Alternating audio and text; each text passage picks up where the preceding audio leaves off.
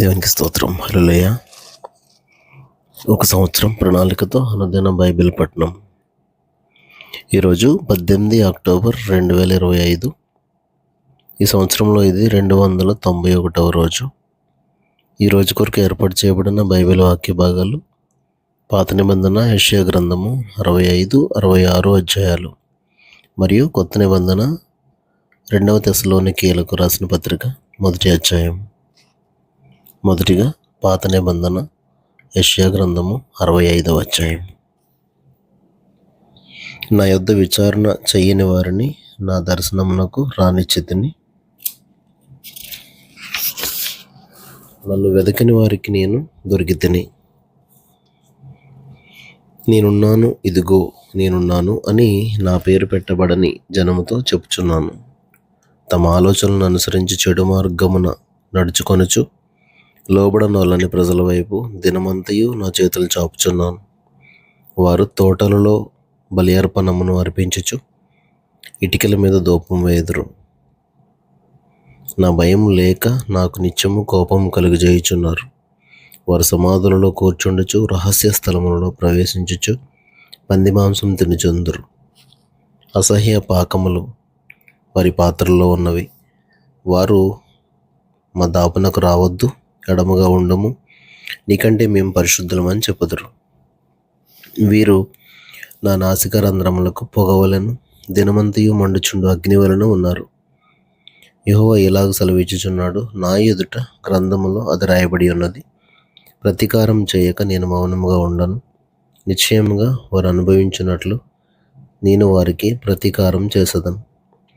నిశ్చయముగా మీ దోషములను బట్టి, మీ పితరుల దోషములను బట్టి, అనగా పర్వతముల మీద ఈ జనులు ధూపం వేసిన దానిని బట్టి, కొండల మీద నన్ను దూషించిన దానిని బట్టి మొట్టమొదట వారి ఒడిలోనే వారికి ప్రతీకారం కొలిచిపోయుదును. యెహోవా ఇలాగ సెలవిచ్చుచున్నాడు, ద్రాక్ష గెలలో క్రొత్త రసం కనబడినప్పుడు జనులు అది దీవెనకరమైనది, దాన్ని కొట్టివేయకము అని చెప్పుదురు కదా. నా సేవకులందరినీ నేను నశింపజేయకుండానట్లు వారిని బట్టి నేను అలాగే చేసేదను. యాకోబు నుండి సంతానమును, యూదా నుండి నా పర్వతములను స్వాధీనపరుచుకుని వారిని పుట్టించదను. నేను ఏర్పరచుకుని వారు దాన్ని స్వతంత్రించుకొందరు. నా సేవకులు అక్కడ నివసించెదరు. నన్ను గూర్చి విచారం చేసిన నా ప్రజల నిమిత్తము షారోను గొర్రెల మేతభూమి అగును. ఆకూరలోయ పశువుల పరుండు స్థలముగా ఉండును. యెహోవాను విసర్జించి నా పరిశుద్ధ పర్వతమును మరచి గాదునకు బల్లను సిద్ధపరచువార్లారా, అదృష్టదేవికి పానీయార్పణం నర్పించువార్లారా, నేను పిలువగా మీరు ఉత్తరం ఇయ్యలేదు, నేను మాట్లాడగా మీరు ఆలకింపక నా దృష్టికి చెడ్డదైన దాన్ని చేసితిరి, నాకు ఇష్టం కాని దాన్ని కోరితిరి.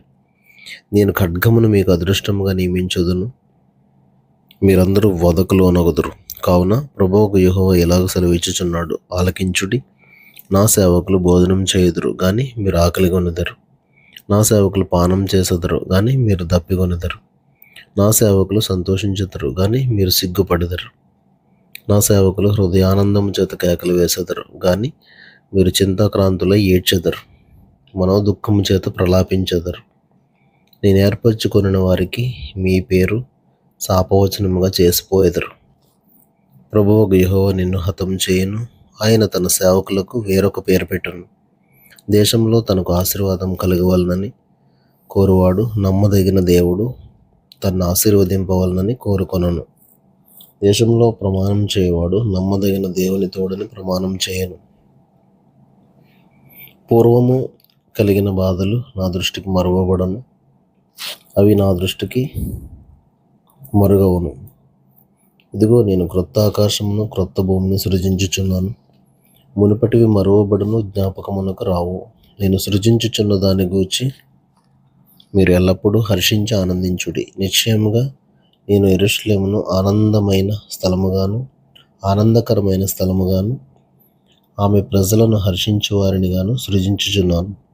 నేను యెరూషలేము గూర్చి ఆనందించదను, నా జనులను గూర్చి హర్షించదను. రోదన ధ్వనియు విలాప ధ్వనియు దానిలో ఇకను వినబడవు.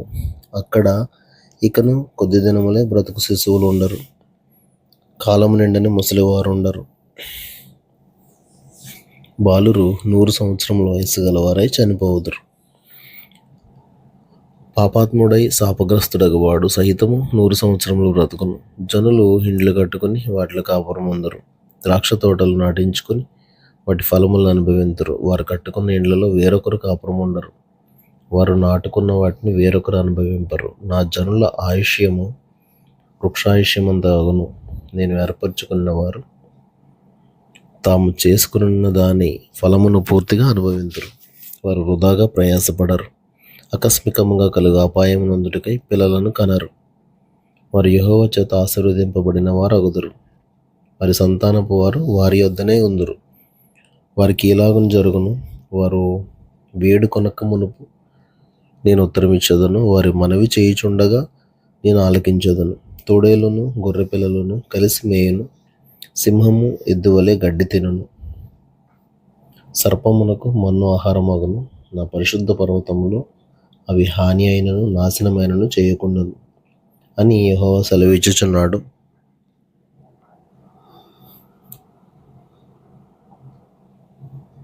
యెషయా గ్రంథము 66వ అధ్యాయం. యెహోవా ఇలాగూ ఆజ్ఞ ఇచ్చుచున్నాడు. ఆకాశం నా సింహాసనము, భూమి నా పాదపీఠము.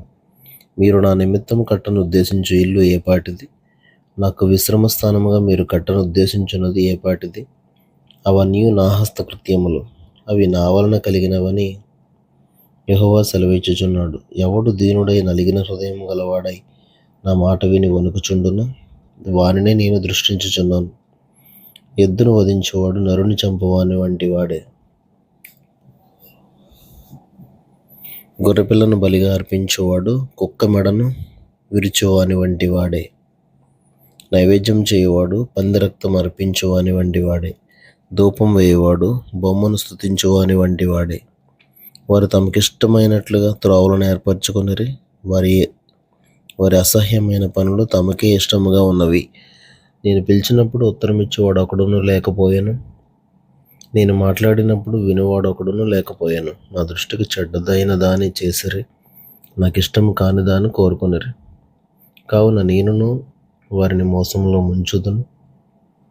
వారు భయపడు వాటిని వారి మీదకి రప్పించదను. యెహోవా వాక్యమునకు భయపడు వారులారా, ఆయన మాట వినుడి.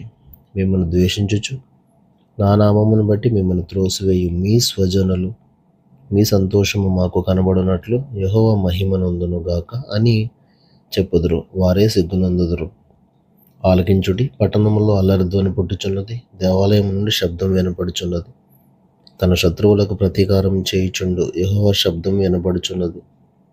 ప్రసవ వేదన పడక మునుపు ఆమె పిల్లను కనినది. నొప్పులు తగలక మునుపు మగ పిల్లను కనినది.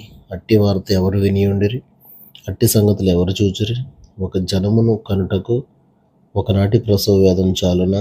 ఒక్క నిమిషంలో ఒక జనము జన్మించునా? సియోనునకు ప్రసవ వేదన కలుగగానే ఆమె బిడ్డలను కనెను. నేను ప్రసవ వేదన కలుగజేసి కనిపింపక మానెదనా అని యెహోవా అడుగుచున్నాడు. పుట్టించువాడనైన నేను గర్భమును మూసేదనా అని నీ దేవుడు అడుగుచున్నాడు. యెరూషలేమును ప్రేమించు వారులారా, మీరందరూ ఆమెతో సంతోషించి ఆనందించుడి. ఆమెను బట్టి దుఃఖించు వారులారా, మీరందరూ ఆమెతో ఉత్సహించుడి. ఆదరణకరమైన ఆమె స్తన్యమును మీరు కుడిచి తృప్తి నొందెదరు. ఆమె మహిమాత్సయం అనుభవించుచు ఆనందించెదరు. యెహోవా ఇలాగ సెలవిచ్చుచున్నాడు. ఆలకించుడి. నది వలె సమాధానమును ఆమె యొద్దకు పారజేయుదును. మీరు జనముల ఐశ్వర్యము అనుభవించినట్లు ఒడ్డు మీద పొర్లిపారు జలప్రవాహం వలె మీ యొద్దకు దానిని రాజేతును. మీరు చంకను ఎత్తుకొనబడెదరు. మోకాళ్ళ మీద ఆడింపబడెదరు. ఒకని తల్లి వానిని ఆదరించినట్లు నేను మిమ్మల్ని ఆదరించదను. యెరూషలేములోనే మీరు ఆదరింపబడెదరు. మీరు చూడగా మీ హృదయం ఉల్లసించును. మీ ఎముకలో లేతగడ్డి వలె బలియను. యెహోవా హస్తబలము ఆయన సేవకుల ఎడల కనపరచబడను. ఆయన తన శత్రువుల ఎడల కోపం చూపును. ఆలకించుడి. మహాకోపంతో ప్రతీకారం చేయుటకును అగ్నిజ్వాలలతో గద్దించుటకును యెహోవా అగ్ని రూపముగా వచ్చుచున్నాడు. ఆయన రథములు తుఫాను వలె త్వరపడుచున్నవి. అగ్ని చేతను తన ఖడ్గము చేతను శరీరులందరితో ఆయన వ్యాజ్యమాడును. యెహోవా చేత అనేకులు హతులవుదురు. తోటలోనికి వెళ్ళవలనని మధ్య నిలుచున్న ఒకని చూచి తమ్ము ప్రతిష్ఠించుకొనుచు పవిత్రపరచుకొనుచున్న వారై పంది మాంసమును, హేయ వస్తువును, పందికొక్కులను తినువారును ఒకడును తప్పకుండా నశించెదరు. ఇదే యెహోవా వాక్కు. వారి క్రియలు, వారి తలంపులు నాకు తెలిసే ఉన్నవి. అప్పుడు సమస్త జనములను, ఆయా భాషలు మాట్లాడే వారిని సమకూర్చెదను. నేను వచ్చి నా మహిమను చూచెదను. వారు వచ్చి నా మహిమను చూచెదరు. నేను వారి ఎదుట ఒక సూచక క్రియను జరిగించెదను. వారిలో తప్పించుకొనిన వారిని విలుకాండ్రైన తర్షీషు, పూలు, లూదు అను జనుల యొద్దకును, తుబాలు, యావాను నివాసుల యొద్దకును నేను పంపెదను. నన్ను గూర్చిన సమాచారము విననట్టియు నా మహిమను చూడనట్టియు దూర ద్వీపవాసుల యొద్దకు వారిని పంపెదను. వారి జనములలో నా మహిమను ప్రకటించెదరు. ఇశ్రాయేలీయులు పవిత్రమైన పాత్రలో నైవేద్యమును యెహోవా మందిరంలోనికి తెచ్చినట్లుగా గుర్రముల మీదను, రథముల మీదను, డోలీల మీదను, కంచరగాడిదల మీదను, ఒంటెల మీదను ఎక్కించి సర్వజనములలో నుండి నాకు ప్రతిష్ఠిత పర్వతమగు యెరూషలేమునకు మీ స్వదేశీయులను యెహోవాకు నైవేద్యముగా వారు తీసుకుని వచ్చేదరని యెహోవా సెలవిచ్చుచున్నాడు. మరియు యాజకులుగాను లేవీయులుగాను ఉండుటకై నేను వారిలో కొందరిని ఏర్పరచుకొందును అని యెహోవా సెలవిచ్చుచున్నాడు. మరియు యెహోవా ఇలాగ సెలవిచ్చుచున్నాడు, నేను సృజింపబో క్రొత్త ఆకాశమును, క్రొత్త భూమియు లయము కాక నా సన్నిధిని నిలిచినట్లు నీ సంతతియు నీ నామమును నిలిచియుండును. ఇదే యెహోవా వాక్కు. ప్రతి అమావాస్య దినమునను, ప్రతి విశ్రాంతి దినమునను నా సన్నిధిని మ్రొక్కుటకై సమస్త శరీరులు వచ్చెదరు అని యెహోవా సెలవిచ్చుచున్నాడు. వారు పోయి నా మీద తిరుగుబాటు చేసిన వారి కళేబరములను తేరి చూచెదరు. వాటి పురుగు చావదు, వాటి అగ్ని ఆరిపోదు. అవి సమస్త శరీరులకు హేయముగా ఉండును.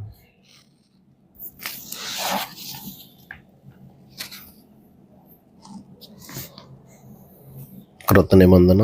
అపోస్తలుడైన పౌలు తెస్సలోనికీయులకు రాసిన 2వ పత్రిక 1వ అధ్యాయము 12వ వచనాలు. మన తండ్రి అయిన దేవుని యందును ప్రభువైన యేసుక్రీస్తునందును ఉన్న తెస్సలోనికీయుల సంఘమునకు పౌలును, సిల్వానును, తిమోతియును శుభమని చెప్పి రాయనుది. తండ్రి అయిన దేవుని నుండి, ప్రభువైన యేసుక్రీస్తు నుండి కృపయు సమాధానమును మీకు కలుగునుగాక.